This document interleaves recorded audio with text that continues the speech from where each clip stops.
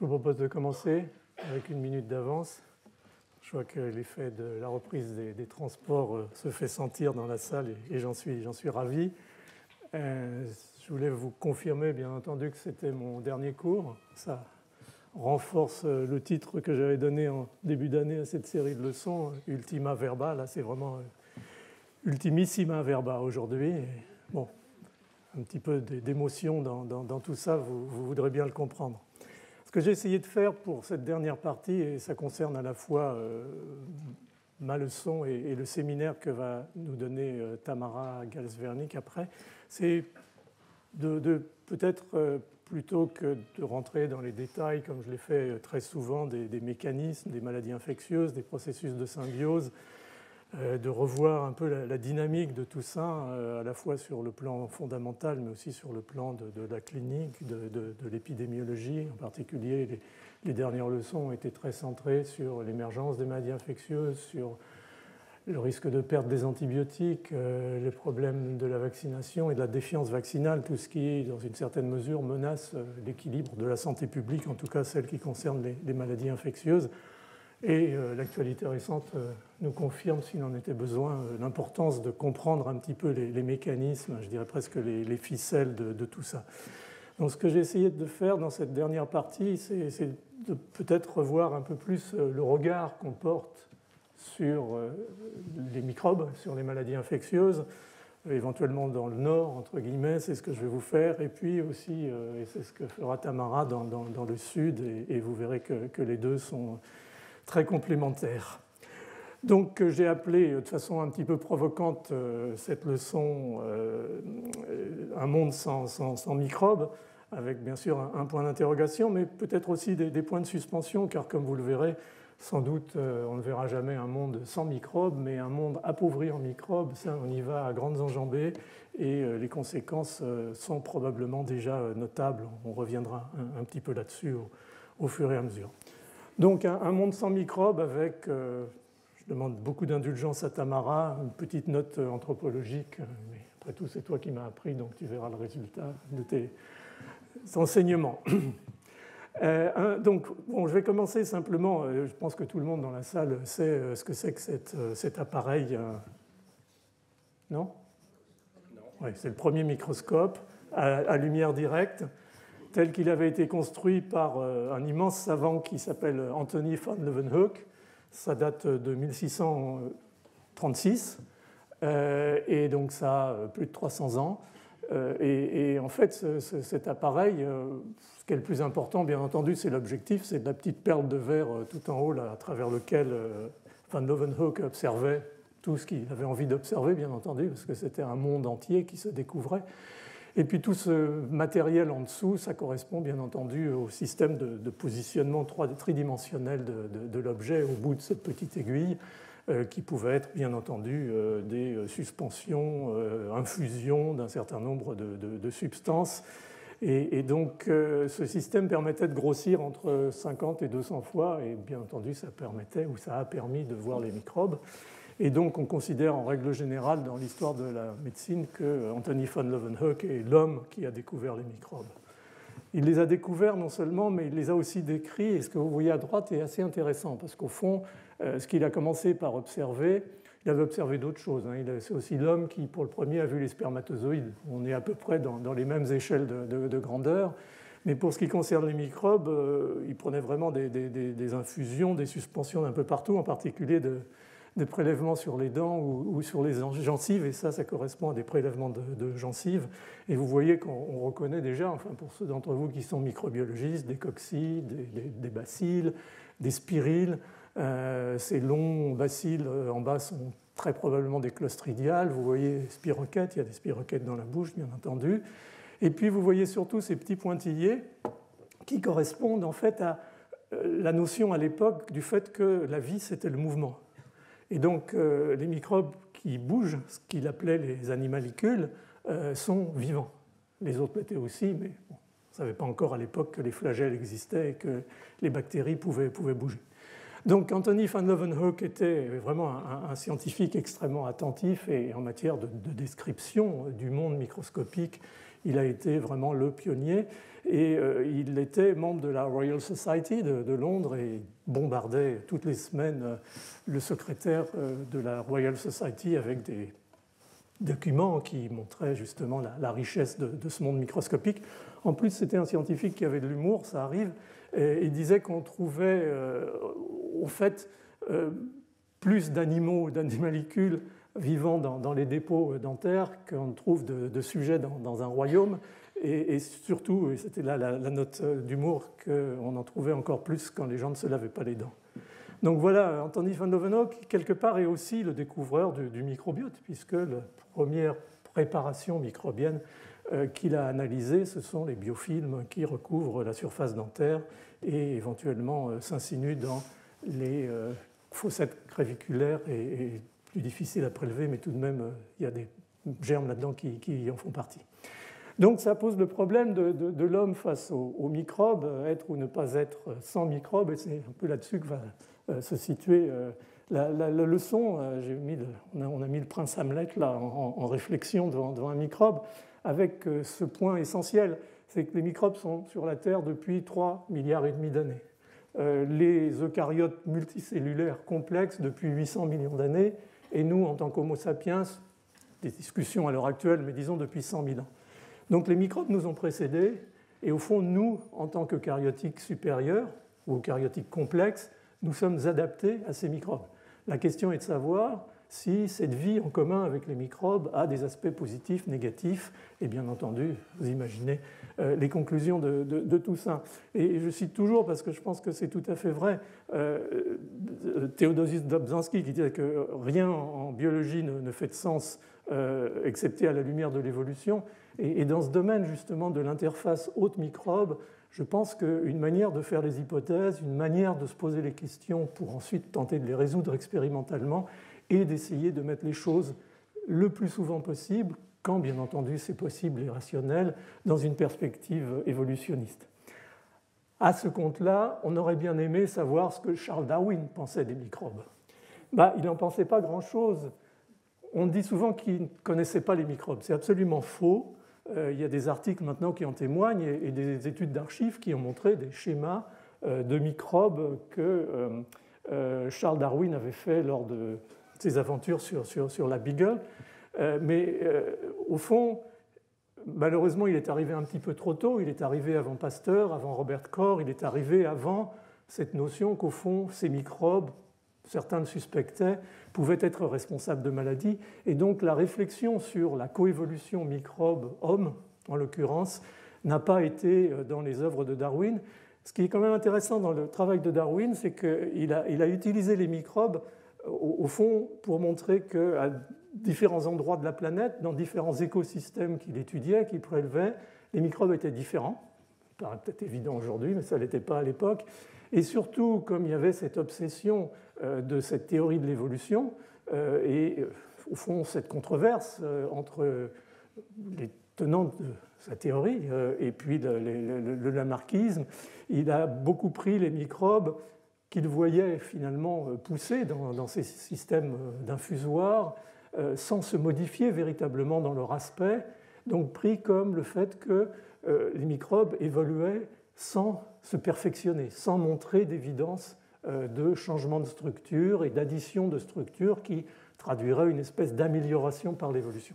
Et donc ça a été véritablement, au fond, la ligne d'observation et de réflexion de Darwin.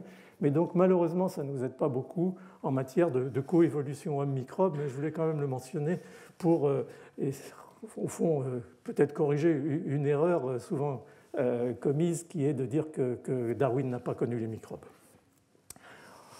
Au fond, si on commence à réfléchir sur la symbiose, le vrai pionnier, celui qui a mis le terme de symbiose dans l'analyse scientifique, c'est un savant allemand qui s'appelait Anton de Bary. Et de Bary est l'inventeur de la mycologie, d'ailleurs, c'est lui qui a pour la première fois montré l'existence des champignons. Et en même temps, comme l'étaient souvent les savants du XIXe siècle, c'était quelqu'un d'assez large dans ses intérêts. C'était aussi un entomologiste. Il avait une approche aussi de réflexion sur l'évolution de ces organismes qu'il commençait à observer. Donc le terme de symbiose a été introduit en gros aux alentours de 1870 et je vous ai mis la première publication sur le sujet, alors qu'en fait il travaillait à Strasbourg, puisque je vous rappelle qu'à cette époque-là, l'Alsace était sous domination allemande. Donc voilà, au fond, le lien avec Pasteur. C'était un peu attendu, j'imagine. Au fond, la vraie réflexion sur ce que serait un monde sans microbes, ou ce que serait au moins l'homme ou les animaux sans microbes, si on essaye de trouver véritablement dans la littérature, clairement Pasteur a été l'un des premiers, sinon le premier, à se poser la question sur ce sujet. Et on peut dire au fond qu'il est l'inventeur du concept d'axénie, on va y revenir tout de suite. Mais il y a un texte qui est publié dans les comptes rendus de l'Académie des sciences en 1885 qui dit que, c'est un peu la façon dont on écrivait à l'époque, hein, bien entendu, souvent dans nos causeries du laboratoire, depuis bien des années, j'ai parlé aux jeunes savants qui m'entouraient de l'intérêt qu'il y aurait à nourrir un jeune animal dès sa naissance avec des matières nutritives pures. Par cette dernière expression, c'est-à-dire matières nutritives pures, j'entends désigner des produits alimentaires qu'on priverait artificiellement et complètement de microbes communs. Sans vouloir affirmer quoi que ce soit, je ne cache pas que j'entreprendrais cette étude si j'en avais le temps. Malheureusement, il n'a pas eu le temps. Avec la pensée préconçue, c'est ça le plus important, c'est pour ça que je l'ai mis en gras, avec la pensée préconçue que la vie, dans ces conditions, deviendrait impossible. Donc Pasteur s'était mouillé, entre guillemets, si je puis dire, et avait fait le pari que sans microbes, la vie des mammifères, c'était à ça qu'il pensait, en particulier à l'homme, était impossible. Alors vrai ou faux? On va vous mettre d'accord, on va voter. Faux. Faux, mais on va y revenir. Je voulais juste définir les termes avant. Axénique, c'est, au fond, ça qualifie un environnement biologique qui est exempt de tout micro-organisme. On pourrait dire stérile, un peu plus prétentieux, on dit axénique, et puis c'est vraiment rentré dans les termes parce que ça définit en particulier un animal de laboratoire qui est absolument sans micro-organismes, que ce soit des commensaux, saprophytes ou que ce soit des pathogènes, et on peut obtenir ce type d'animaux en accouchant par césarienne une souris ou cobaye, et ensuite en l'entretenant, en l'élevant dans une enceinte stérile. Donc ça vous dit déjà quelque part que l'hypothèse de Pasteur n'était pas tout à fait vraie. Et gnotoxénique, on entend souvent, c'est un peu un terme générique, mais néanmoins ça veut dire que cet environnement dans lequel on étudie, en particulier par exemple un animal, est fermé, contrôlé. C'est-à-dire qu'on va travailler de A à Z avec la même population microbienne, généralement un nombre limité de microbes qu'on a introduits en fait dans un animal axénique. Donc voilà un petit peu les deux sens, enfin le sens d'axénie et le sens de gnotoxénie, et on va revoir après l'importance que ça a eu dans un certain nombre de situations. Donc faux, parce que 10 ans après l'affirmation de Pasteur, deux chercheurs en Allemagne, George Nuttall, qui était un Britannique qui vivait aux États-Unis et qui était venu travailler en Allemagne, et Hans Thierfelder, vont faire la manip que Pasteur aurait dû faire dans son laboratoire s'il avait eu le temps. C'est-à-dire qu'ils ont monté un système d'ingénierie allemande dans lequel ils ont, au fond, fait ce que je viens de dire, c'est-à-dire d'accoucher par césarienne un cobaye et d'ensuite entretenir cet animal, de l'élever dans cet environnement sans germe. Alors sans germe avec les outils de diagnostic de l'époque, disons sans germe. Et à leur grande surprise, ces expériences ont montré que l'animal était vivant. Ce qui les intéressait beaucoup, c'était de savoir s'il digérait les aliments, s'il pouvait se nourrir, et effectivement, il digérait les aliments et donc survivait. Donc ça a remis en cause la notion de l'exigence fondamentale de microbes associés à l'animal pour vivre. On verra ensuite ce qu'il en est très précisément, mais pour l'instant, disons, sur le plan qualitatif, on peut dire qu'il ne faut pas nécessairement de microbes pour vivre. Donc voilà la première, au fond, la proto-histoire, si on peut dire, de l'axénie et des questions fondamentales que Pasteur avait lancées sur quel est le rôle des microbes au-delà du pathogène, puisqu'à l'époque, encore une fois, on voyait surtout les microbes sous l'angle des pathogènes, quel rôle pouvaient-ils jouer dans la physiologie, voire dans la santé et dans la maladie de l'individu. Il va falloir attendre quelques années pour que les choses, je dirais, se développent. Et je pense que la personne qui a véritablement élevé ce qu'on appelle maintenant la gnotobiologie, en tout cas l'élevage d'animaux dans des conditions axéniques au rang de science et d'ingénierie, en fait, est un chercheur américain qui s'appelle James Reniers. Il était à l'University Notre-Dame dans l'Indiana avec un ingénieur génial qui était Philippe Trexler. Et ils ont véritablement monté de toutes pièces une industrie, si l'on peut dire, du développement au fond, d'enceintes stériles qui ont permis de lancer, à la fois sur le plan de la science et de l'ingénierie, tout ce que pouvait comporter le sujet de l'axénie. Et je vous ai mis là aussi la référence bibliographique. Donc on est là en 1949, on est là dans la période d'immédiate après-guerre. Donc ces deux personnes, Reniers et Trexler, ont véritablement été les pionniers et ils ont bien entendu d'emblée confirmé ce qu'avaient observé Nuttall et Thierfelder, c'est-à-dire qu'une vie macroscopique pouvait exister sans une vie microscopique. C'est une autre façon peut-être plus élégante de le dire. Alors ça a bien sûr permis cette technologie, parce qu'au fond au début ça n'était que des technologies, ensuite c'est devenu véritablement une science. Des développements scientifiques essentiels sur le rôle du microbiote, et on va y revenir à la fin, je vous montrerai dans quelle mesure l'axénie ou la gnotobiologie reste une approche indispensable pour essayer de comprendre le rôle du microbiote, mais ça a aussi permis des développements médicaux essentiels qui n'existaient pas à la fin des années 40. Ça a permis de mettre en place tout ce qui concerne des isolateurs pour les prématurés, par exemple, avec le filtrage de l'air, on est dans des conditions quasiment axéniques, des isolateurs pour les grands brûlés, les isolateurs ou les enceintes stériles pour les patients en aplasie médulaire après chimiothérapie, et puis bien entendu ces enceintes stériles pour enfants atteints de déficit immunitaire d'origine génétique la plupart du temps, en attente d'un traitement. Alors, dans ces années-là, ou en tout cas quand on a commencé à s'intéresser à ces situations-là dans les années 60, les traitements étaient certainement très très limités, donc ces enfants ne pouvaient être conservés en vie que s'ils étaient dans une bulle, dans des conditions axéniques. Et au fond, quelque chose s'est cristallisé autour de ça, sur lequel on va revenir, mais si on prend une des applications effectivement de ces travaux et de cette ingénierie de Reniers et Trexler, on voit tout de suite ce que le mythe du bébé bulle a pu apporter à ce concept de la vie sans microbes, car on a commencé très vite à penser qu'au fond, la vie était certainement meilleure sans microbes qu'avec des microbes, pathogènes même mis de côté. Et donc ça, c'est l'histoire du petit David Vetter, qui était au fond le premier bébé bulle.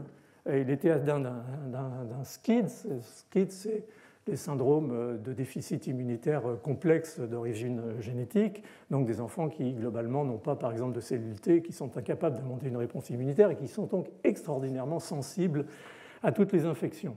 Et donc, cet enfant était né dans une famille où il y avait eu d'autres cas de SCID qui étaient malheureusement, bien sûr, décédés. Et 20 secondes après la naissance, il est introduit dans une bulle stérile à la Reniers. Et au fond, on se paye le luxe de faire ça parce que les médecins pensaient à l'époque que ce syndrome allait s'améliorer dans l'année ou dans les 2 ans qui suivent. Sauf qu'au bout de 2 ans, l'enfant était toujours en immunodéficit profond et qui commençait à s'ennuyer un petit peu dans sa bulle. Donc la NASA, à l'époque, a été contactée et lui a construit un scaphandre.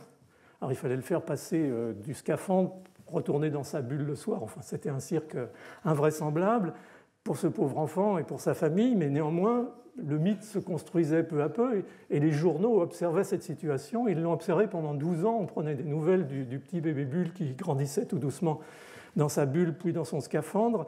Et on a essayé, dans les années qui ont suivi, au début des années 80, de lui faire une greffe de moelle, sa sœur étant la donneuse, et il est décédé quelques mois plus tard d'un lymphome BV. Dont on ne sait pas très bien comment il avait été transmis dans tout ce cycle et ce périple. Peut-être sa sœur était porteuse de BV et c'est ça qui l'a contaminé. Donc quoi qu'il arrive, cette application de la gnotoxénie et toute cette ingénierie qui avait été mise au point à University of Notre-Dame a commencé à construire quelque chose bien visible sur le plan médical en matière d'intérêt, au fond, de bénéfice de faire vivre des individus ou des êtres humains sans microbes. Mais il y avait aussi d'autres éléments qui se sont mélangés dans tout ça. Et j'ai vraiment, en grattant un petit peu, j'ai retombé sur ce journaliste ou photojournaliste qui s'appelle Eugene Smith, qui en fait, sa carrière n'est pas du tout à s'intéresser à des sujets scientifiques, puisque là, on est en 1949, il avait été reporter de guerre dans des unités de Marines dans le Pacifique, mais il a entendu parler des travaux à University of Notre-Dame, il a entendu parler de ces caissons sans germes, et il a voulu aller voir de lui-même ce qui se passait, et il en a fait un reportage, un photoreportage pour Life Magazine, qu'il avait appelé Life Without Germs. Encore une fois, construisant le mythe de la vie sans germes, donc qui était paru dans Life Magazine en 1949 et qui avait eu un franc succès dans les lecteurs de Life Magazine. Et au fond, ces photos étaient magnifiques. Ça, c'est donc parce qu'il n'y avait pas que des enceintes stériles, il y avait des pièces stériles où on rentrait avec un scaphandre. Enfin, il y avait toute une combinaison de systèmes de gnotobiologie impressionnants. Et bien sûr, Smith avait été très impressionné par ce chercheur avec son scaphandre et son casque qui, avec ses gros gants, portait cette petite souris. Il y a beaucoup de mise en scène, bien entendu, mais l'impact des photos était tout à fait impressionnant. Là, on voit un technicien qui sort un singe, un jeune singe de cette enceinte stérile, pour essayer de voir, ça c'est la science qui commence, ce qu'allait pouvoir être sa vie maintenant qu'il était sorti d'un environnement stérile et qu'il était en prise au monde extérieur, et en particulier aux microbes du monde extérieur. Et puis il y a d'autres photos, là, il y a ce petit chat, il y a toujours cette image de l'animal qui attirait bien entendu l'intérêt des lecteurs, où au fond, là aussi, essayer de voir à la fois si cet animal allait développer des infections ou comment allait-il se sortir de cet environnement axénique et vivre dans un environnement normal, mais aussi ce qui les intéressait là et qu'ils ont beaucoup fait, même si les résultats ne sont pas toujours très clairs, c'est de se poser la question sur des animaux à vie courte, comme les souris par exemple, est-ce que de vivre sans germes, ça augmente la durée de vie ou est-ce que ça réduit la durée de vie? Est-ce que ça augmente la survenue de maladies? Est-ce que ça diminue la survenue de maladies? Et là, on a un petit peu tout et son contraire, et au fond, toutes ces études ont été ou vont être reprises actuellement avec l'intérêt, bien entendu, qui s'est développé ces dernières années pour le microbiote. Donc, il s'est vraiment assez rapidement construit, surtout, je dirais, dans les pays anglo-saxons qui ont cette capacité de fiction scientifique, si on peut dire, à, au fond, quelque part, construire encore une fois un mythe autour de la xénie, de la gnotoxénie, et j'ai marqué au fond de la biologie à l'utopie, l'utopie étant le rêve d'un homme sans microbes, et on peut imaginer ce que ce serait, mais à l'époque, il y avait ce rêve. Et je pense que les photos de Smith ont eu un impact parce que, au fond, de la manière dont il avait mis en scène la photographie de ces éléments techniques et scientifiques était empreinte d'esthétisme, de modernité, d'une certaine pureté, bien entendu, ça explorait les mystères dans la relation entre l'homme, les animaux, les microbes. Et puis on y voyait aussi quand même quelque part, en tout cas moi j'y ai vu, une certaine anxiété et peut-être une ouverture sur un monde inconnu et qui moi très rapidement, au fond, à l'époque où on était, là c'était encore l'époque d'avant les vols habités dans l'espace, mais qui quelque part, déjà voyant ce petit singe qui sort de son enceinte, on voit tout de suite les singes sortant des capsules spatiales, et puis bien entendu tous ces casques, tous ces scaphandres nous rappellent beaucoup ce que vont être les équipements des astronautes. Et au fond, quelque part, c'est un peu le Stanley Kubrick de la microbiologie, si je puis dire, dans 2001, Odyssée de l'espace. Mais au fond, cette notion d'axénie, cette notion d'absence de germes, et c'est pour ça que je faisais la transition avec la problématique de la conquête spatiale, et c'est pour ça que j'ai parlé de la biologie à la médecine, à l'utopie et à l'exobiologie, c'est que dès que les USA ont commencé véritablement, je ne sais pas ce qui s'est passé du côté des Russes, franchement, je n'ai pas été voir sur le plan de la littérature ce qu'ils pensaient des microbes. Je me suis plutôt axé sur ce que je sais et ce que j'ai lu aux côtés des États-Unis. Et donc, dès que les USA ont commencé à envisager leur programme spatiaux habités, il y a bien entendu un certain nombre de conseillers de la NASA pour ça. Et il y avait en particulier le docteur Charles Phillips qui travaillait, qui était au Walter Reed Army Institute of Research à Washington et qui suggérait que en fait, l'exploration de l'espace nécessitait des hommes axéniques. Et pour lui, c'était facile. All we have to do is keep a man in a germ-free cabinet for some 25 years following birth, meanwhile teaching him how to fly a spacecraft. Il faut être américain pour pouvoir dire des choses comme ça. Moi, je suis assez admiratif. Et j'en parle avec d'autant plus de décontraction que je l'ai connu, Phillips, puisque j'ai fait mon postdoc au Walter Reed dans les années 80. Et c'était l'époque où la première navette spatiale, Discovery, était partie. Et notre rêve avec mon copain Larry Hell dans le labo, on travaillait à l'époque sur le mécanisme d'invasion des cellules par les microbes, c'était de voir si on pouvait, en travaillant en apesanteur, mon rêve secret c'était d'aller dans la navette spatiale, mais malheureusement ça ne se fera jamais, si les microbes rentraient différemment, plus rapidement, moins efficacement en apesanteur, et donc on avait prévu tout un protocole de manip avec Larry pour étudier ça dans la navette spatiale, ou le faire étudier dans la navette spatiale. Et donc on avait pris rendez-vous avec Charles Phillips, et il nous avait regardé avec un air absolument incroyable, et il nous avait dit « No bugs in space », pas de microbes dans l'espace, terminé. En fait, la conversation a été très très brève. Et ça, c'était intéressant parce que quelque part, ça partait d'un bon sentiment, c'est-à-dire on ne contamine pas l'espace avec nos microbes. Inversement, bien entendu, il y a eu, et quelque part, ça se rejoint, toute cette série de Michael Crichton pendant une bonne dizaine d'années qui s'appelait la bactérie Andromède, qui était l'histoire d'un microbe épouvantable qui avait été ramené par des astronautes sur la Terre.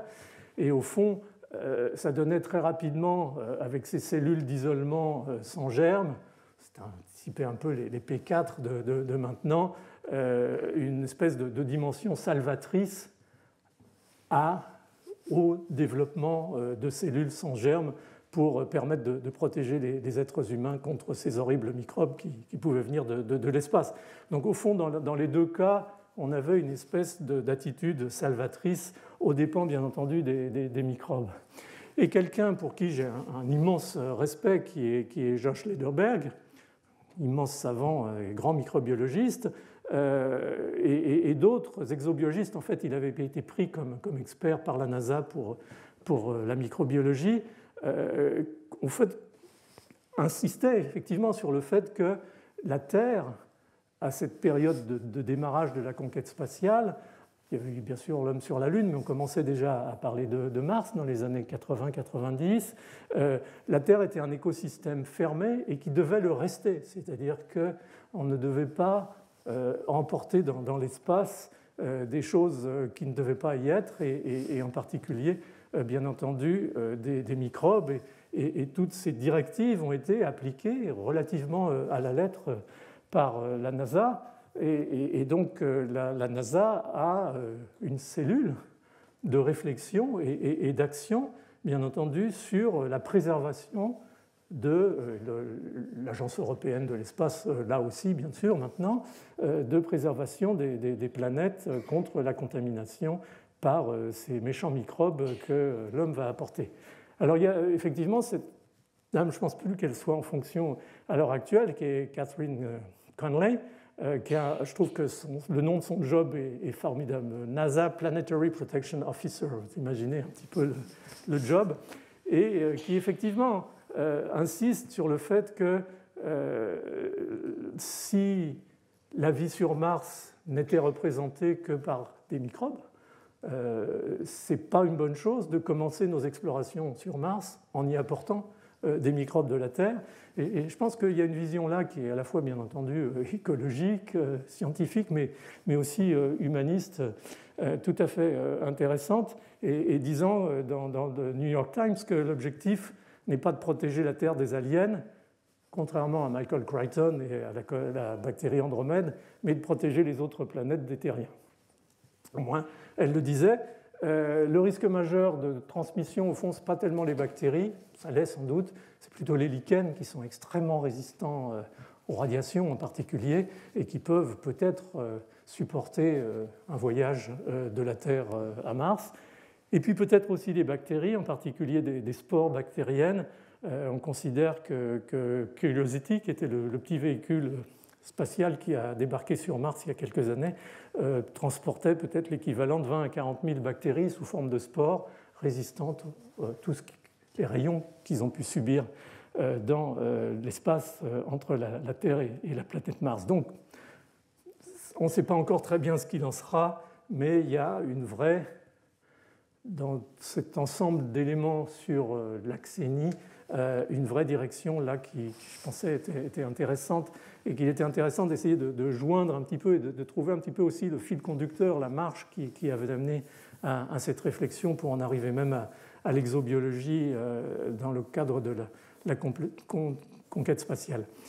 Si on prend un tout petit peu de recul, en fait, qu'on revient aux années d'après-guerre, on comprend aussi le fait que les germes n'avaient pas bonne presse, au fond, car on était encore, à cette époque-là, au début de l'antibiothérapie, au début, en tout cas pour un certain nombre de maladies, de la vaccination, et comme le disait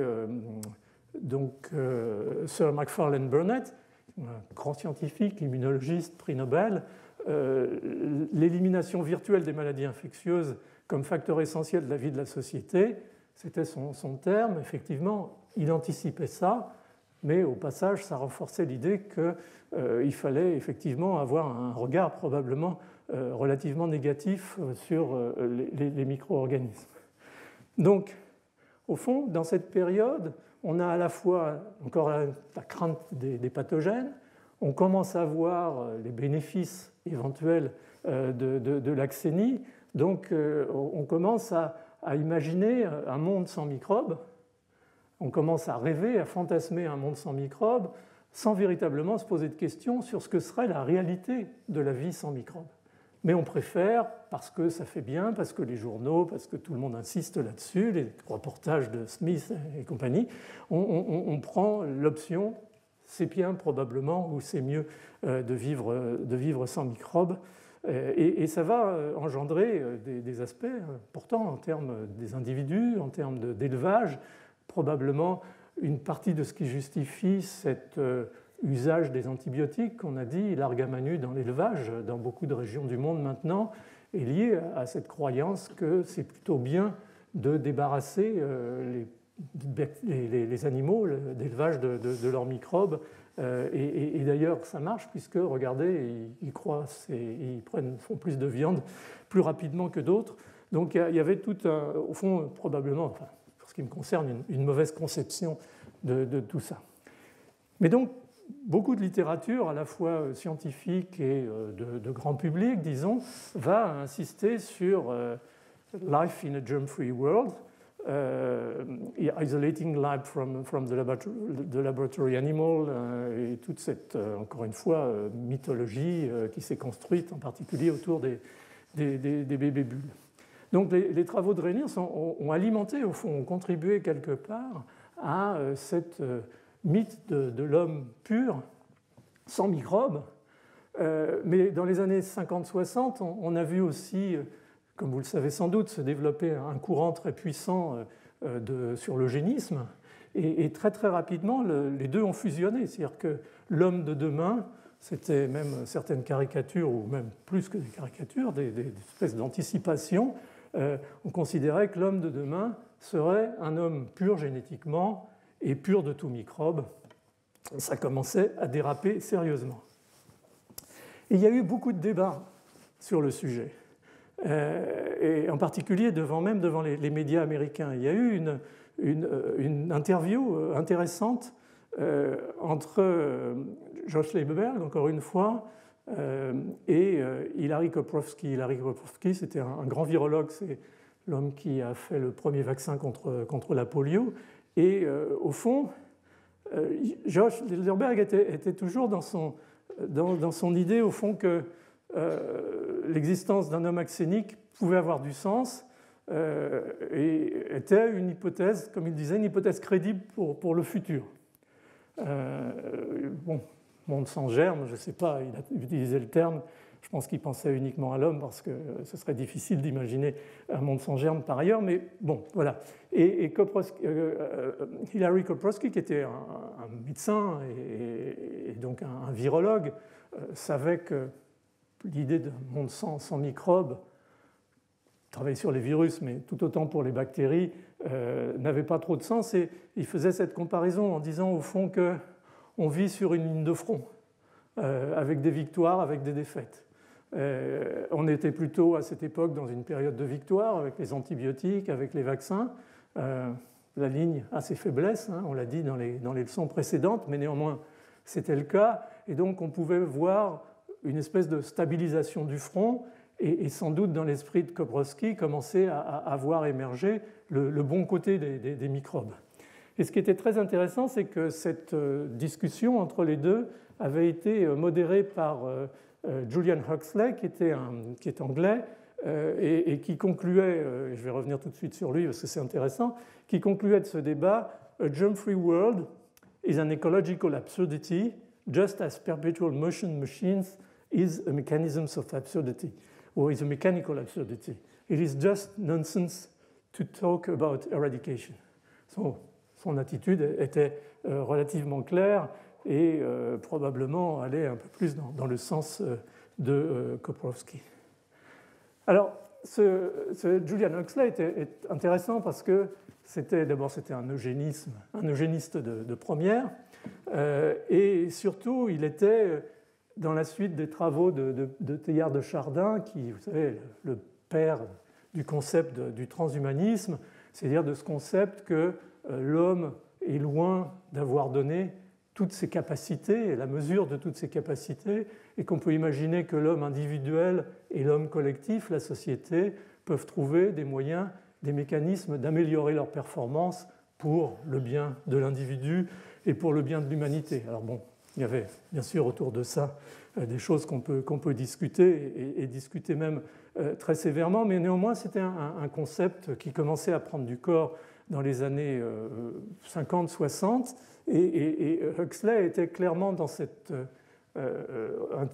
controverse entre Koprowski et Leiberberg sur le fait que, et peut-être le vent était en train de tourner, les microbes pouvaient sans doute être une bonne chose, et peut-être ces microbes qui nous habitent, ces microbiotes, pouvaient être cet élément de transhumanisme qui allait nous renforcer. Et la suite a montré dans une certaine mesure que ces microbes, effectivement, par le biais de l'évolution et pas par décision aujourd'hui d'essayer d'améliorer les choses, que ce système était probablement dans une certaine mesure valide. Donc, qu'est-ce qu'il en est réellement?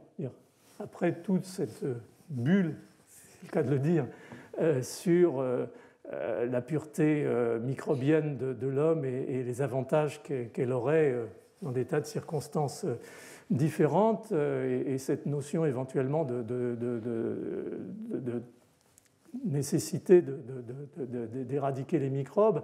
Qu'est-ce qu'il en est réellement? Au fond, Renius avait observé des tas de choses qui ont été très vite oubliées, ou délibérément ou non délibérément oubliées.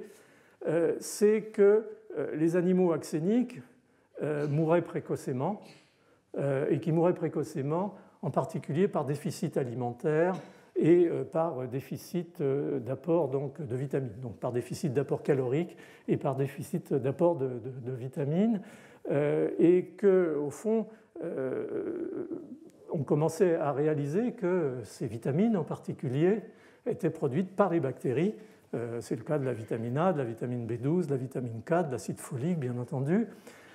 Et donc, ils avaient observé, mais au fond, on n'y avait pas fait autant attention que ça, qu'il fallait, et ça a été confirmé, et c'est encore le cas aujourd'hui, bien entendu, dans les enceintes axéniques, il fallait enrichir l'alimentation des animaux d'expérience, des souris en particulier, de facteurs de 30 à 50%, de façon à les faire survivre et croître dans des conditions satisfaisantes, et bien entendu leur apporter des suppléments de micronutriments et de vitamines. Donc sans cette compensation alimentaire, bien entendu, les animaux avaient une vie relativement plus courte. Avec cette complémentation alimentaire, les animaux, dans une certaine mesure, pouvaient vivre plus longtemps que des animaux qu'on appelle conventionnels, c'est-à-dire des animaux avec une flore microbienne, mais encore une fois, les publications ne sont pas toujours en accord. Mais néanmoins, ce que ces études montraient, en règle générale, c'est que ces animaux, en l'absence de flore microbienne, en particulier de flore microbienne intestinale, avaient une physiologie et un métabolisme altérés. Quand on incise l'abdomen de souris axéniques, on voit très bien que leur intestin, par exemple, est extrêmement fragile, la paroi est très fine, ils ont une immaturité de la vascularisation intestinale, il y a une diminution massive de la production, en particulier de facteurs angiogéniques, ils ont une impossibilité de dégrader les mucines, parce que les mucines sont des protéines qui sont très très riches en d'éléments branchés de sucre complexe, et que ce sont les bactéries, au fond, qui font cette, on l'a déjà dit, cette hydrolyse et cette fermentation en fait, de ces sucres complexes, dont elles ont des sécomes absolument monstrueux, qui parfois même donnent des complications à type d'occlusion intestinale, et les animaux décèdent. Donc, ce n'est pas véritablement une bonne chose de ne pas avoir de microbes dans son intestin,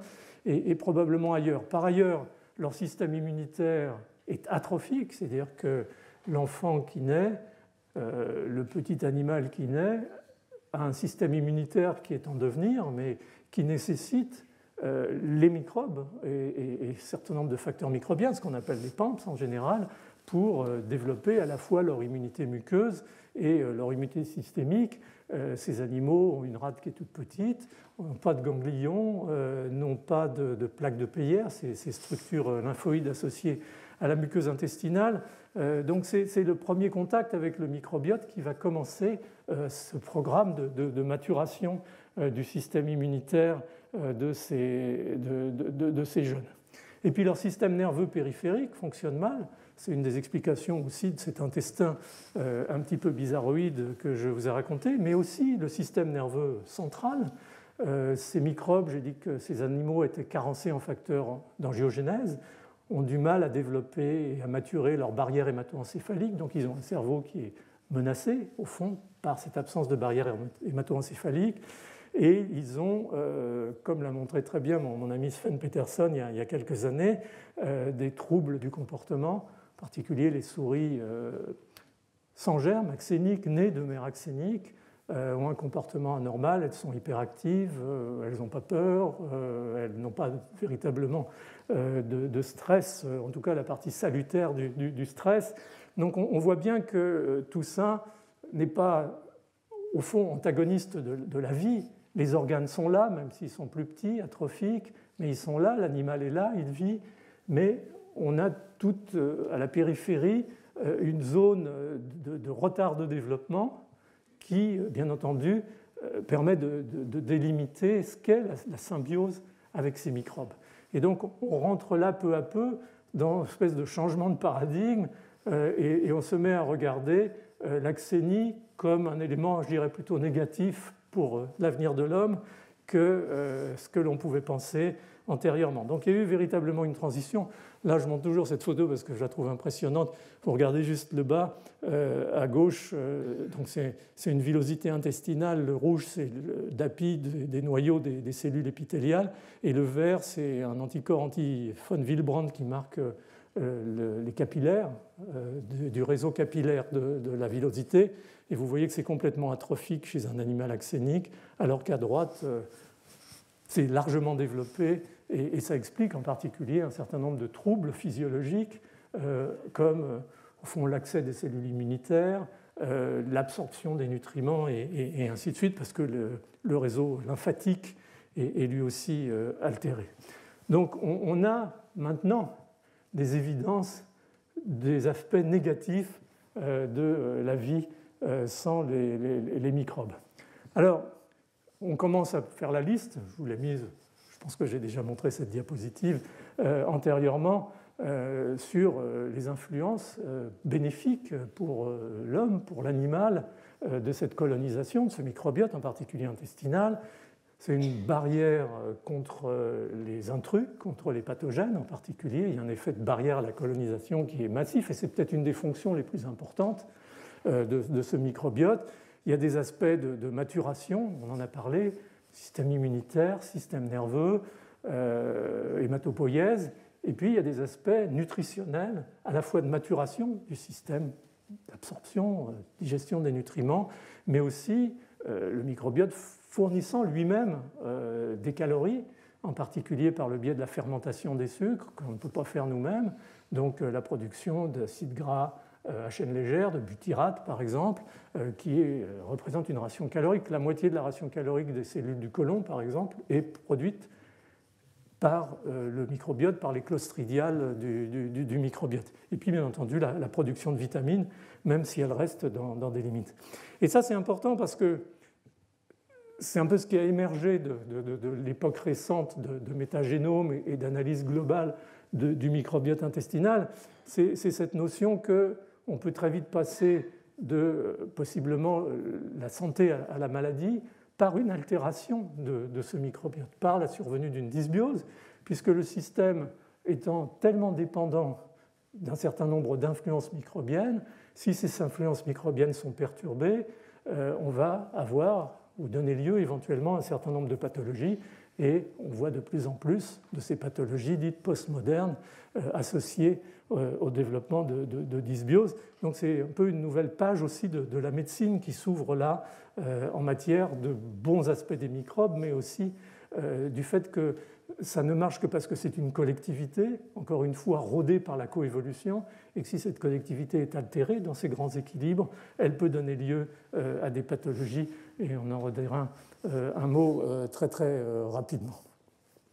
Alors, au fond, on a parlé un peu de cette notion de l'importance des microbes pour au fond, la physiologie, la santé de l'homme et éventuellement, bien sûr, des animaux. Et très vite, c'est sûr que, bon, il y a la science et puis il y a aussi la réflexion, il y a l'épistémologie, il y a des tas de choses qui rentrent en ligne de compte. Et au fond, ce chercheur israélien, par exemple, qui est Eugene Rosenberg, a été un des promoteurs assez tôt, ces 20 dernières années, en fait, de cette notion de l'homme et de son microbiote qui ne font qu'un. C'est-à-dire, au fond, que l'homme et le microbiote font ce qu'on appelle un holobiote ou un hologénome, ce que lui a appelé un superorganisme. Quelque part, on flirte là encore avec cette notion de transhumanisme, c'est-à-dire le fait que des influences extérieures peuvent améliorer éventuellement la santé et les performances humaines. Et c'est vraiment sur cette ligne que campe Rosenberg.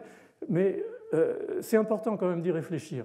De la même façon, par exemple, dans les années en 2003 ou 2004, Stanley Falco, dont je vous ai déjà parlé antérieurement, avait publié une revue qui posait le problème c'était à l'époque où on venait d'avoir le première séquence du génome humain, et le thème de cette revue, c'était il n'y aura pas véritablement de génome humain complet tant qu'on n'aura pas séquencé le génome des microbes qui font partie intrinsèque de cet hologénome ou de cet holobionte. Alors, facile à dire, c'est plus difficile à faire dans la mesure où, comme vous le savez, les microbiotes sont extrêmement divers en fonction d'influences environnementales, en particulier la nutrition, le type de nutrition, éventuellement de prise de médicaments et puis de l'expérience individuelle de son exposition à son environnement. Donc on est dans quelque chose qui reste encore un petit peu complexe à définir, mais la métagénomique, en nous donnant un coup de projecteur, non pas sur la nature des espèces microbiennes dans un premier temps qui sont présentes dans cet écosystème, mais sur l'arsenal biologique que représentent ces micro-organismes, permet éventuellement de commencer à définir un cœur de la machinerie qui est indispensable à la symbiose, et c'est vers ça que s'oriente actuellement une bonne partie des recherches. Donc on est dans un système où, au fond, et là on en revient à Darwin, et on aurait bien aimé avoir son avis sur le sujet, la pression sélective qui donne lieu à la sélection et donc qui est l'élément moteur de l'évolution, est-ce qu'elle porte d'un côté sur l'homme, l'animal, et de l'autre côté sur sa population microbienne, ou est-ce que, comme le voudrait Rosenberg en particulier, la pression sélective affecte l'ensemble du dispositif, c'est-à-dire les deux en même temps, et que c'est en coévolution que les choses vont se décliner. Et ça, c'est vraiment une discussion qui paraît peut-être un petit peu sortie de contexte, mais je pense que c'est un élément très important parce que ça peut, dans une certaine mesure, influencer la façon dont on fait et dont on dessine nos expériences pour travailler sur le microbiote. Alors au fond, après toute cette période de rêve, de mythe, de fantasme sur l'homme pur sans microbes, qu'est-ce qu'il en reste aujourd'hui ? Il n'en reste pas énormément de choses, il en reste des mots, et il en reste quand même, dans une certaine mesure, un mode de vie. Alors les mots, ils sont très beaux, il y a misophobie, c'est la peur générale des contaminants, des microbes, il y a la germophobie, il y a la germaphobie, il y a la verminophobie, il y a la bacillophobie. Donc tout ça, ça traduit font des sentiments négatifs, bien entendu, qui ont été entretenus dans cette période d'après-guerre par rapport, encore une fois, à l'intérêt qu'il y aurait à être pur et sans germe.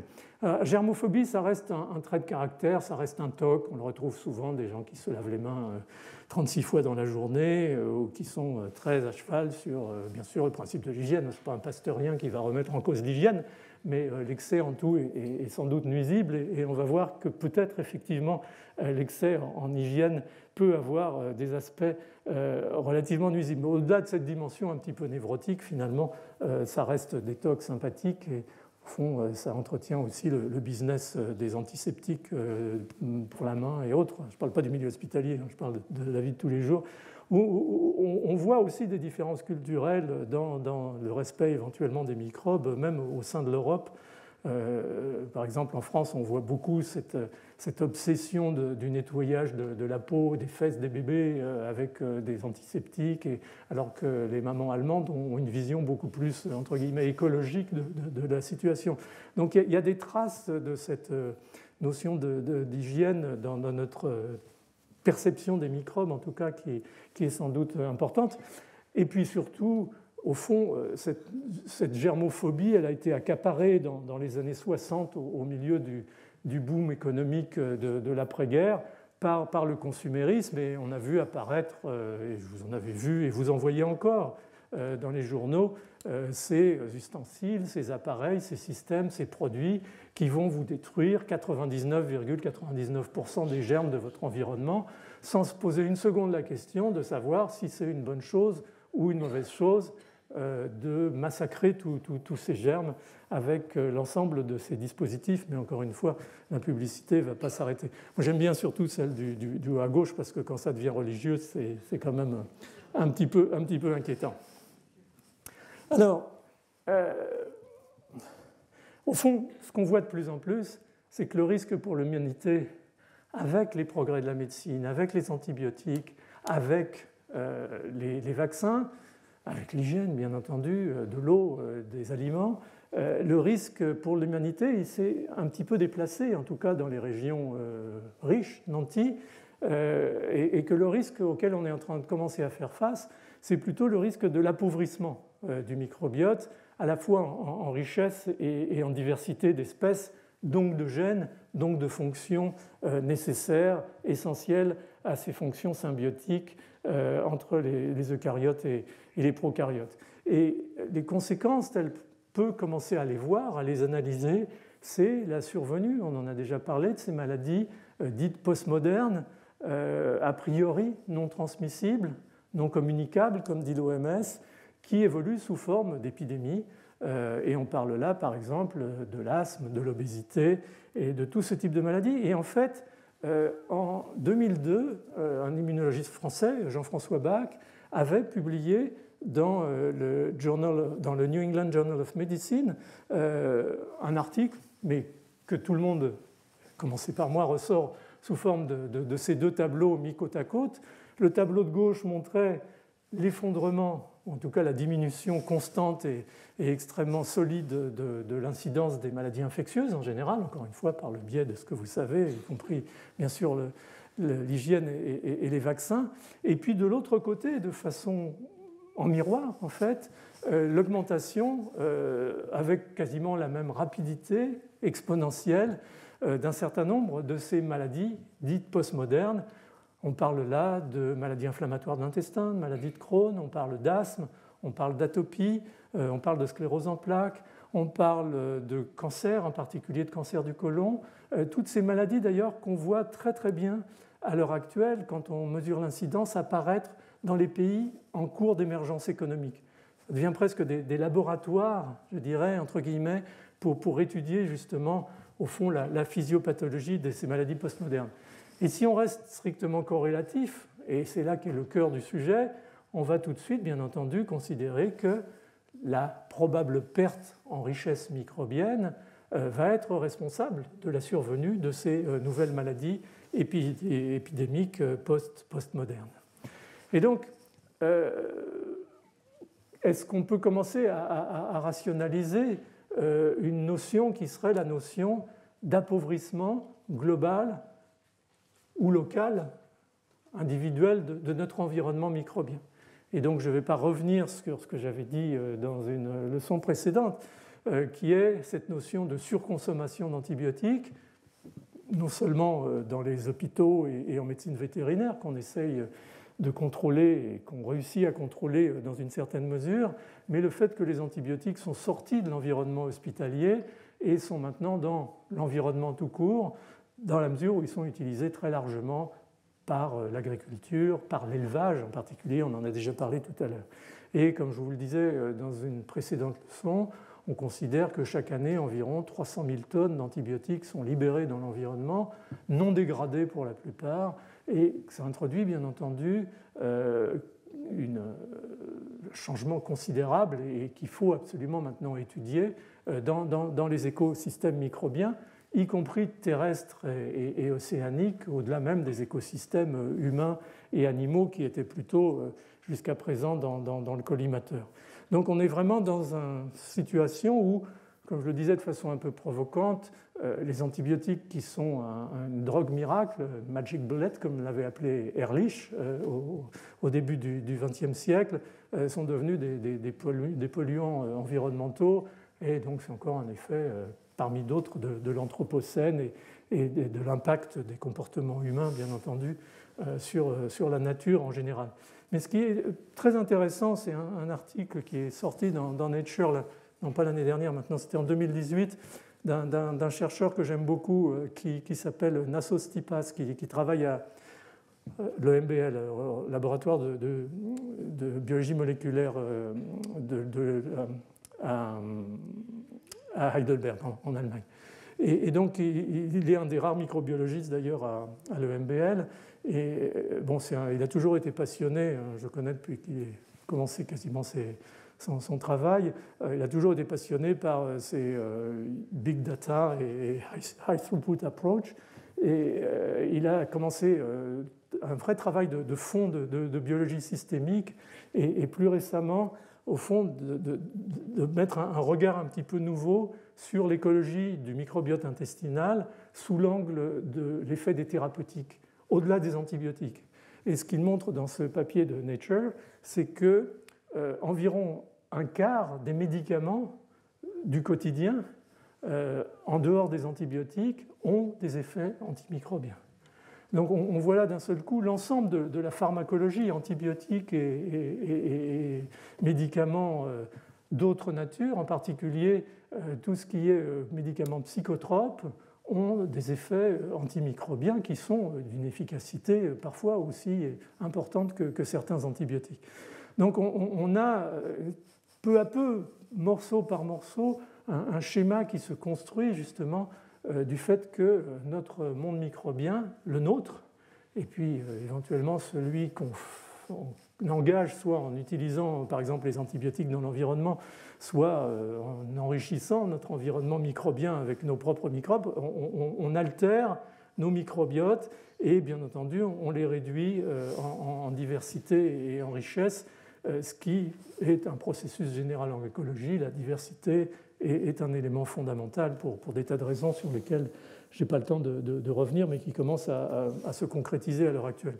On voit, tout en restant toujours dans le corrélatif, que beaucoup de maladies sont associées à un appauvrissement du microbiote intestinal, encore une fois en particulier en diversité microbienne, et vous avez la liste ici, on pourrait l'allonger encore aujourd'hui. Et je vous mets ici cette étude que j'aime beaucoup, qui a été faite, publiée en 2012 par un groupe américain dans Nature, où en fait ils ont étudié le microbiote intestinal. C'est cette histoire de, au fond, c'est bien, vous prêchez, les antibiotiques, il faut faire attention, tout ça, la résistance. Maintenant, on se pose la question des antibiotiques, non seulement dans la résistance, mais dans l'impact sur la diversité microbienne. Est-ce que véritablement ça se voit? Est-ce qu'on l'a sous le nez? Y compris chez des sujets en bonne santé. Et ce que cette étude a montré, ils ont étudié 3 populations. Ils ont étudié des populations d'Amérique du Nord, en particulier des jeunes enfants. Ils ont étudié des populations du Malawi et des populations amérindiennes d'Amazonie qui, a priori, n'ont eu aucun contact avec la modernité, donc aucun contact avec les antibiotiques. Et ce que cette étude montre clairement, c'est qu'en particulier chez les jeunes enfants, dans les 2 premières années de la vie, la diversité en espèces microbiennes, ça a été fait avec la méthode CESES, est divisée par 2 quand on compare les enfants américains et les enfants amérindiens. Donc cette réduction de la diversité microbienne, elle est sous nos yeux, elle est en train de se mettre en place et sans doute, je veux dire, elle ne peut pas ne pas être responsable de quelque chose dans la mesure où la coévolution avec les microbes, elle est l'effet de millénaires de mise en place et cette altération brutale actuelle par la combinaison des facteurs dont on a parlé est sûrement un élément important à prendre en considération dans la survenue d'un certain nombre de maladies. Ça l'est d'autant plus que les travaux qui sont faits à l'heure actuelle tentent à montrer que c'est surtout dans les premières années de la vie que se jouent les choses. Ces fameux 1000 premiers jours entre la conception et le 2e anniversaire de l'enfant. Alors, la période fœtale, on ne sait pas encore très bien ce que le microbiote de la mère peut impacter sur le développement, ce qu'on appelle le fine-tuning en anglais du fœtus. Mais on sait très bien qu'après la naissance, et maintenant c'est non seulement démontré épidémiologiquement, mais c'est prouvé expérimentalement, la réduction de la diversité microbienne va donner lieu à une augmentation du risque de certaines maladies postmodernes plus tard dans la vie de l'enfant, en particulier l'obésité et l'asthme. Et on sait maintenant qu'un enfant nés de césarienne, par exemple, a 25% de plus de risque de développer soit une bronchite asthmatiforme, soit un asthme qu'un enfant accouché par les voies naturelles. Et on sait aussi maintenant qu'un enfant traité de façon très prolongée, pour des raisons tout à fait justifiées, bien entendu, par les antibiotiques dans les 2 premières années de la vie, a un risque augmenté. Les chiffres dans les études, l'étude était de 22%, mais c'est confirmé avec des variations faibles autour de ce chiffre, de développer une obésité au stade, disons, de l'adolescence. Donc, c'est pas... Il faut utiliser les antibiotiques quand les enfants sont malades, hein, vous comprenez bien ce que je veux dire, mais il faut qu'on sache qu'il y a un prix à tout, qu'il faut optimiser les antibiotiques et la façon dont on les utilise et le spectre de microbes qu'on touche, parce que plus on va toucher d'espèces microbiennes parce qu'on utilise des antibiotiques à très large spectre, plus on va réduire cette diversité et prendre le risque justement de ces situations postmoderne. Ça a été démontré chez la souris. C'est le travail du groupe de Martin Blaser, qui est d'ailleurs... Son bouquin n'a pas été traduit en français, mais bon, pour ceux qui veulent le lire en anglais, je ne fais pas de publicité pour mon copain Martin Blaser, mais ça a été un livre vraiment très pionnier qui s'appelle Missing Microbes et qui véritablement a été un des premiers à mettre le doigt, ou plutôt à tirer la sonnette d'alarme sur le fait que notre environnement microbien se dégradait en richesse et en diversité, et ils ont montré que les souris qui étaient traitées pendant quelques semaines, les souriceaux, par un antibiotique ou une combinaison d'antibiotiques, avaient plus de risque de développer une augmentation de leur masse graisseuse avec le temps. Donc tout ça permet d'insister sur le fait que, bien sûr, on peut dire jusqu'à présent c'était de la corrélation.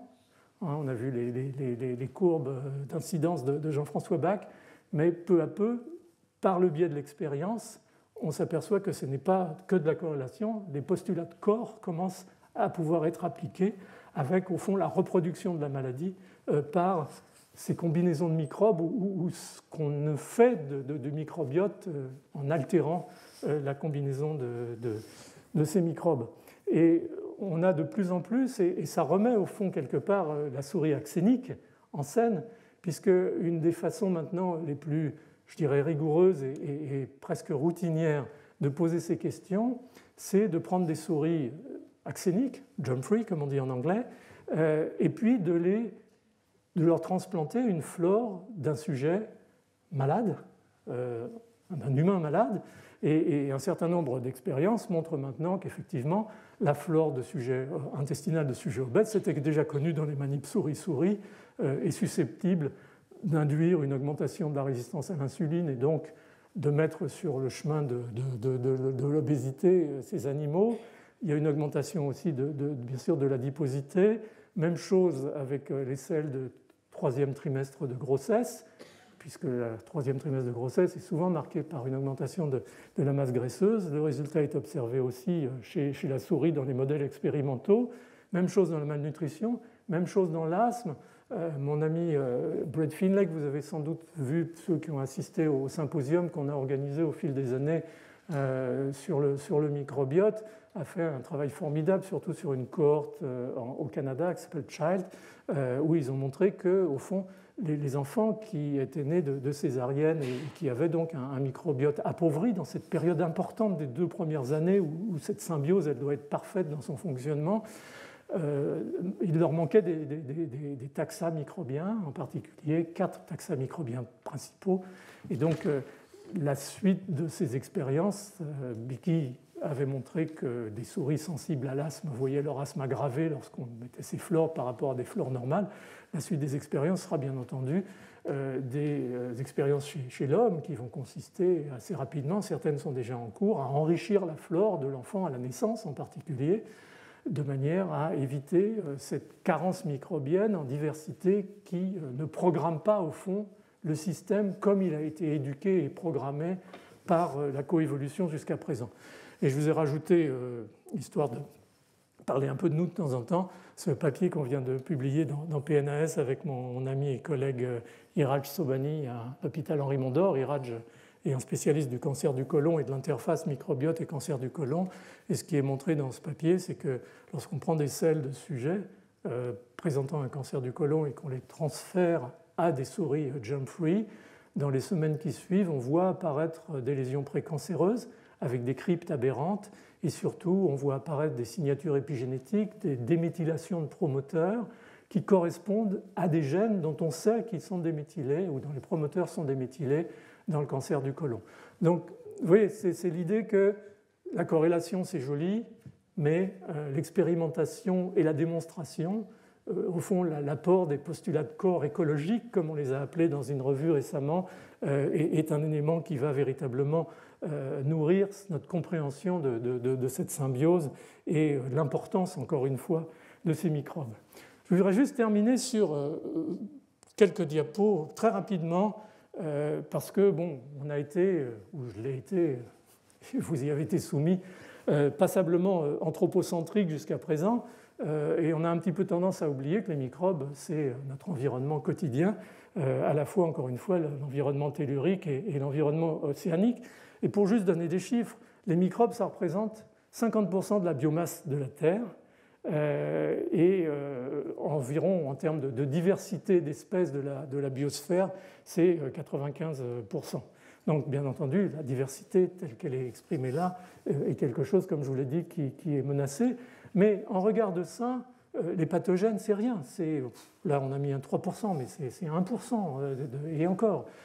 Donc, l'immense majorité des microbes sont des microbes qui sont des composants d'écosystèmes non pathogènes et qui assurent, au fond, l'équilibre de ces écosystèmes. Et ce qu'on voit, au fond, de la microbiologie, surtout ce qu'en voyaient les microbiologistes de la fin du 19e siècle et du début du 20e siècle, c'était la partie émergée, c'est-à-dire les pathogènes les plus méchants. Mais le reste, ce qui est sous la surface de la mer, est quelque chose qui maintenant prend une importance énorme, d'autant plus qu'on est en train de réaliser que cet écosystème global s'appauvrit en diversité microbienne.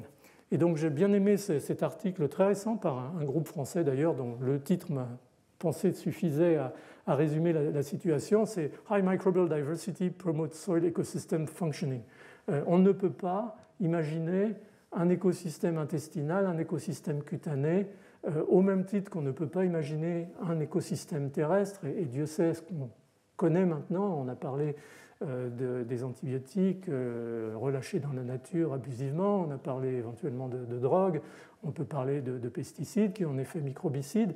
On est en train de voir, au même titre que d'autres catastrophes naturelles, si je puis dire, l'effet négatif de l'usage d'un certain nombre de composés, alors que leur utilisation réfléchie probablement permettrait de améliorer la situation. Là, on a l'impression d'être quand même dans une étape d'accélération de la dégradation des écosystèmes qui est importante. Alors, sans vouloir faire de dramaturgie excessive, je m'étais dit juste pour les 3-4 dernières diapositives, on pouvait faire un scénario catastrophe. Ça pourrait être là aussi un scénario à la Michael Crichton, d'imaginer un super bactériophage qui, demain, décime les populations microbiennes, humaines, animales et terrestres.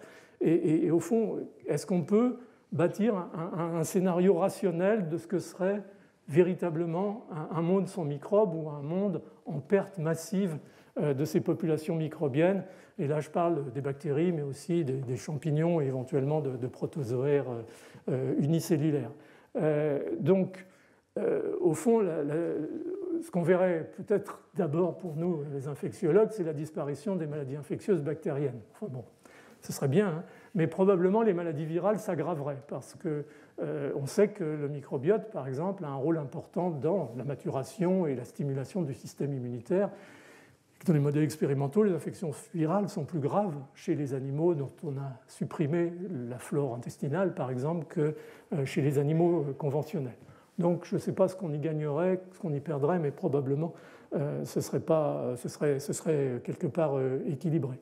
Et puis surtout, ça nous révélerait cette face cachée, celle qu'on ne voit pas ou qu'on ne considère pas au jour le jour, la portion immergée de l'iceberg, du rôle de ces populations microbiennes dans l'équilibre des écosystèmes à l'échelle globale, avec d'abord et avant tout une réduction massive de fonctions biologiques essentielles, à la fois parce que cette biomasse produit des composés qui sont importants pour le sol, pour l'équilibre des sols, et en particulier, bien entendu, la problématique de la fixation de l'azote, qui est quelque chose qui est intrinsèque à la symbiose entre les microbes et les plantes, que ce soit dans la rhizosphère, c'est-à-dire diffus autour des racines, ça c'est pour les végétaux en général, ou que ce soit pour les légumineuses, une véritable symbiose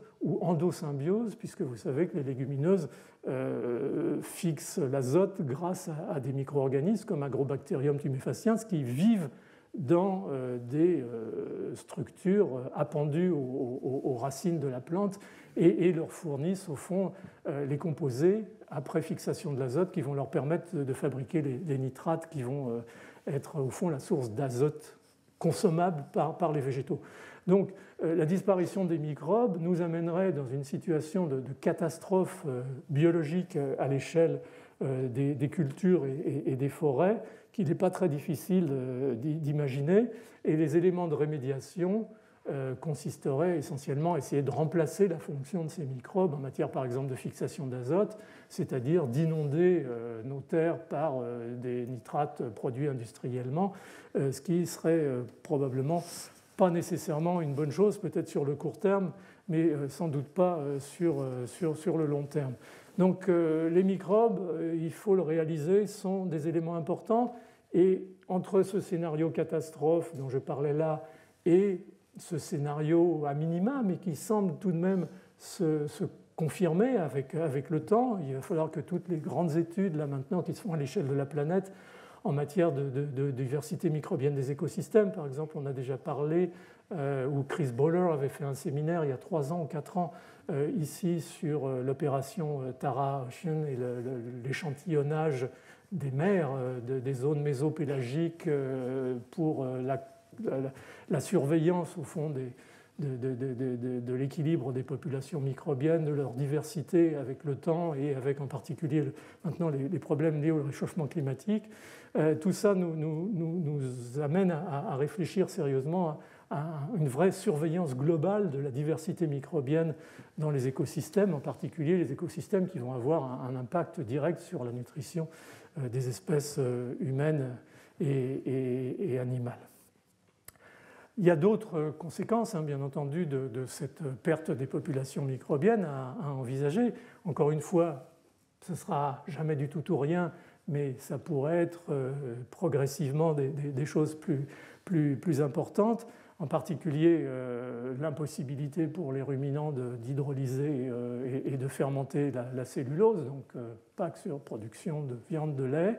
L'arrêt de la décomposition des cadavres, alors ça serait formidable parce que la planète sentirait moins mauvais, mais on aurait des masses d'animaux incapables de rentrer en putréfaction. La putréfaction est d'ailleurs un élément important du réenrichissement des écosystèmes microbiens et autres. Et puis toute la problématique de biodégradation. Beaucoup de microbes, en particulier dans des écosystèmes extrêmes, ont des capacités de dépollution. On les utilise même maintenant quand il y a une marée noire pour dégrader les hydrocarbures, mais c'est quelque chose de beaucoup plus large et c'est quelque chose qui porte, c'est un sujet qu'on a commencé dans le labo, je voudrais bien qu'on puisse le continuer, sur la capacité de certains de ces micro-organismes intestinaux, au fond, à biodégrader, parce que souvent ce sont des micro-organismes qui viennent de l'environnement, donc qui ont des capacités de biodégradation importantes et très riches, à biodégrader les molécules toxiques éventuelles, ce qu'on appelle les xénobiotiques, dont on sait que ces molécules ont un rôle sur les cellules, en particulier sur les cellules souches, sur la cassure de l'ADN, donc sur la survenue de mutations et la possibilité de développement de cancer.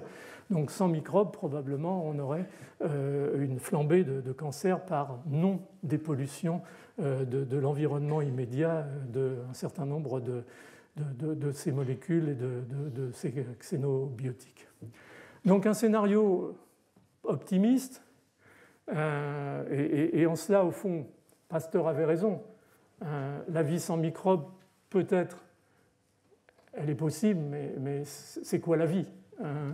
Et la vie sans microbes, ce serait, dans le scénario le plus optimiste, des systèmes extrêmement dégradés, une incapacité probable à nourrir la planète, avec en particulier les quelques milliards d'habitants qui la peuplent, et donc toutes les complications, y compris politiques, économiques et les guerres qui s'en suivraient. On voit déjà se poindre la guerre de l'eau, mais la guerre alimentaire pourrait aussi se développer.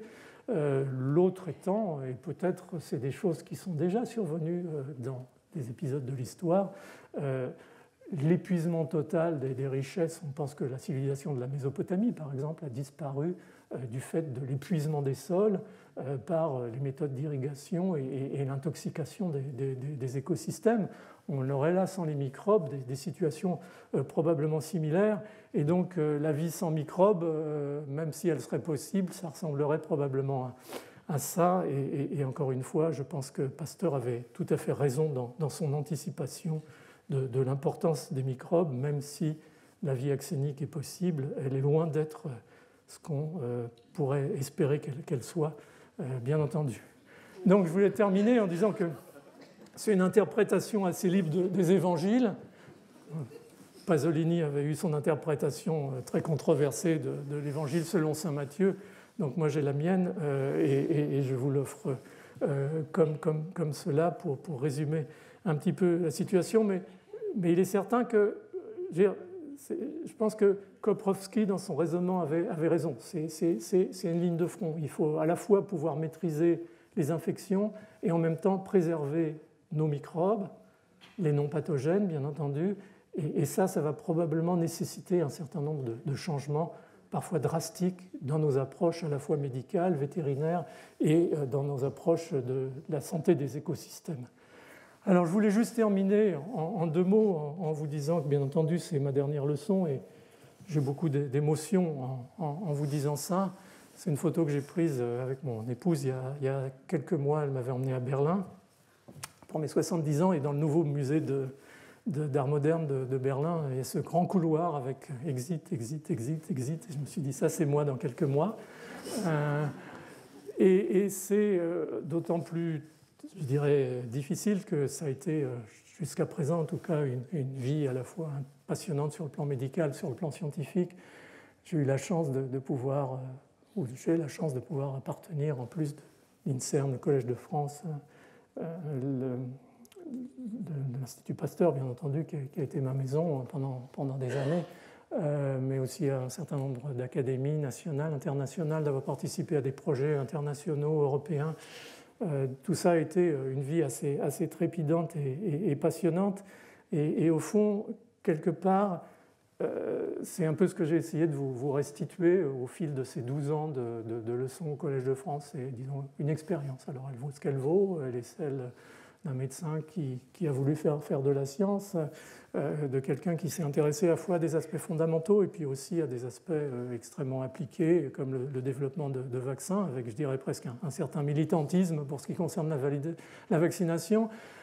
Ça, c'est tous les gens à qui je dois rendre hommage et les remercier de m'avoir accompagné dans cette aventure. C'est les étudiants, les postdocs qui, au fil des années, depuis 30 ans, m'ont accompagné, nous ont accompagnés dans ce laboratoire, l'Institut Pasteur, qui aussi participe à l'INSERM, qui donc, encore une fois, a nourri en partie mes présentations ici. Vous montrez aussi que les laboratoires, c'est quelque chose de formidable parce que c'est international et la plupart d'entre vous le savent. On a eu en 30 ans 36 nationalités différentes dans le laboratoire et vous voyez que ce n'était pas uniquement des Européens ou des Nord-Américains et ce n'était pas toujours ceux qui venaient des régions les plus défavorisées qui étaient les plus mauvais. On en a rarement eu des mauvais.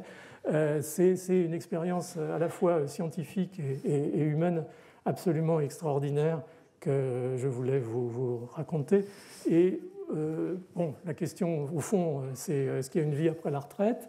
La réponse est oui, de plus en plus d'ailleurs, et on en entend parler pas mal dans les rues ces temps-ci. Et donc, voilà, que j'ai décidé de peut-être changer un petit peu les choses, m'occuper un petit peu plus d'être peut-être un meilleur grand-père qu'un père, mais ça on en est tous là à un moment ou un autre, de continuer à écrire si possible. Je crois que mes cours au Collège de France, et c'est souvent le cas pour beaucoup des professeurs, c'est une occasion d'accumuler de l'information pour pouvoir écrire des ouvrages au-delà des articles scientifiques. Le problème c'est que la science évolue tellement vite qu'il ne faut pas laisser les choses très longtemps, car on est obligé de les remettre à jour très vite.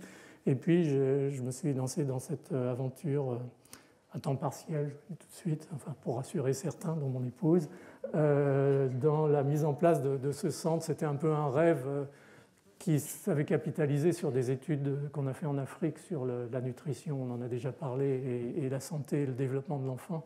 Donc de faire un centre qui s'appelle le Center for Microbes Development and Health, où on va essayer de justement interroger ces phases précoces de la vie et la façon dont les microbes influencent le développement précoce de l'enfant. Et ça se fait dans le cadre de l'Institut Pasteur de Shanghai, avec le financement de la Chinese Academy of Science. Donc voilà, je voulais vous remercier de votre fidélité au fil des années, de vos questions, de vos suggestions, questions parfois un peu décapantes, mais c'est toujours bien parce que dans les séminaires scientifiques stricto sensu, on est habitué à des questions assez calibrées, assez stéréotypées. Là, parfois, on a des questions qui nous paraissent un petit peu hors sujet, et puis dès qu'on réfléchit, on s'aperçoit qu'au contraire, c'est tout à fait dans le cadre, simplement. On n'a pas toujours réfléchi aux choses sous cet angle-là parce qu'on a un peu le nez dans le guidon. Donc je crois que ça aurait été une magnifique expérience. Et puis cette nécessité, bien entendu, de lire, peut-être plus que lorsqu'on est fixé sur un seul sujet. Je crois qu'un des bénéfices de l'enseignement, c'est aussi d'être obligé d'élargir son horizon. Donc je vous remercie encore une fois d'être là, pour votre fidélité. J'espère que la microbiologie continuera au Collège de France, que les chaires s'arrêtent avec leurs titulaires, mais elles peuvent ressurgir comme des phénix à un moment ou à un autre. Donc je laisse ça à mes successeurs, bien entendu. Et donc je vous présenterai tout de suite Tamara qui va nous faire son séminaire. Donc merci beaucoup.